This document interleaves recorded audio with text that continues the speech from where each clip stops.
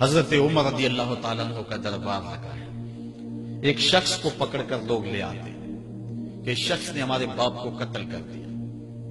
حضرت عمر رضی اللہ تعالیٰ عنہ نے پوچھا کیا ماجرا ہے بھائی؟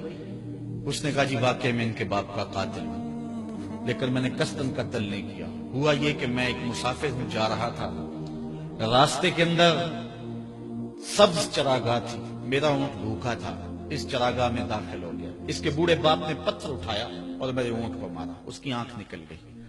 مجھے بڑا غصہ آیا، میں نے وہی پتھر اٹھا کر اس کے باپ کو دے مارا، لیکن وہ ایسے ٹھکانے پہ لگا کہ اس کا باپ فوراً فوت ہو گیا. میرا قصد اور ارادہ نہیں تھا، لیکن بہرحال میں اس بات کا اقراری ہوں کہ میں نے اس کے باپ کو قتل کر دیا ہے. آپ جو حکم سنائیں میں اس کو قبول کروں، لیکن میں ایک مہلت مانگتا ہوں کہ میرے دوست، میرے بھائی کی کوئی رقم میرے ذمہ ہے، میرے پاس اس نے امانت رکھی ہوئی ہے اور وہ مجھے پتا ہے کہ میں نے کہاں چھپا کے رکھی ہوئی.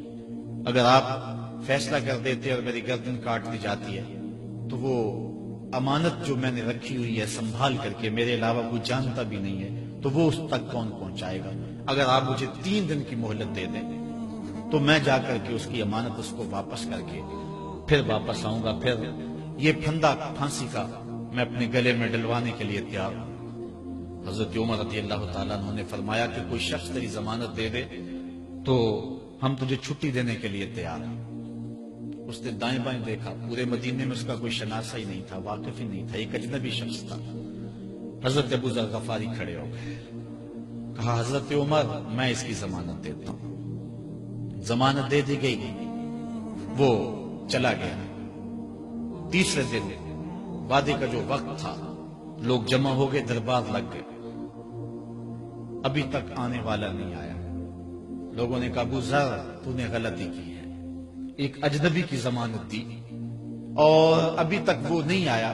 اور میاں صاحب فرماتے ہیں ایک بار جو بھائیں اڑ جاندے ہو پھر کدی نہ پھنستے نے. ظاہر ہے وہ چلا گیا، واپس تو نہیں پلٹ کے آئے گا، اسے پتا ہے کہ آگے سیدھی سیدھی میری موت ہے، تو تم نے یہ کیا غلطی کی؟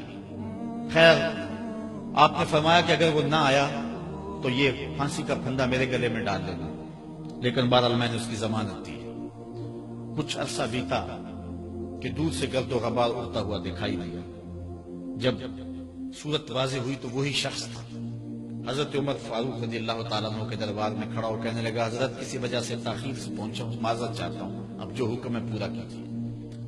حضرت عمر رضی اللہ تعالیٰ عنہ اس کے پھانسی کے احکامات جاری کر چکے تھے. آپ نے فرمایا کہ ابو ذر یہ بتا کہ تو نے اس کی ضمانت کیسے دی جب تو اسے جانتا نہیں تھا؟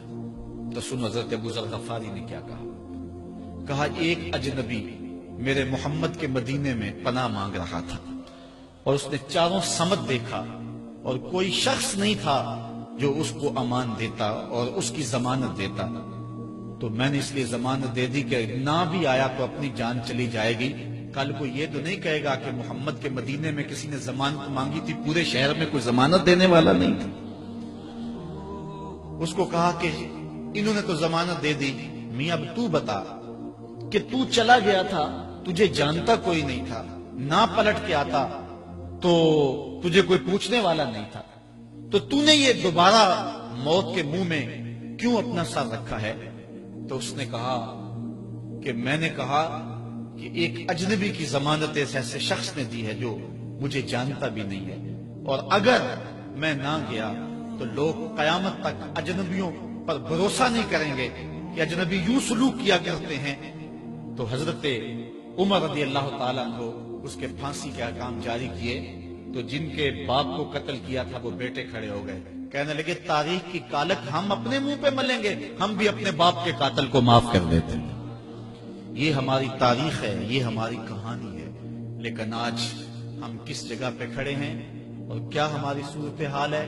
نہ ہمارا کردار رہا اور نہ ہمارا کوئی تشخص رہا. آج ہم نے اپنا تشخص بھی مٹا کے رکھ دیا، اپنے طرز زندگی بھی بدل دی.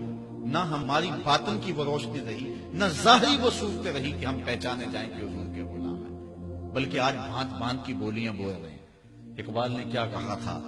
اپنی ملت پر قیاس اقوام مغرب سے نہ کر، خاص ہے ترکیب میں تجھے قوم رسول حاجت.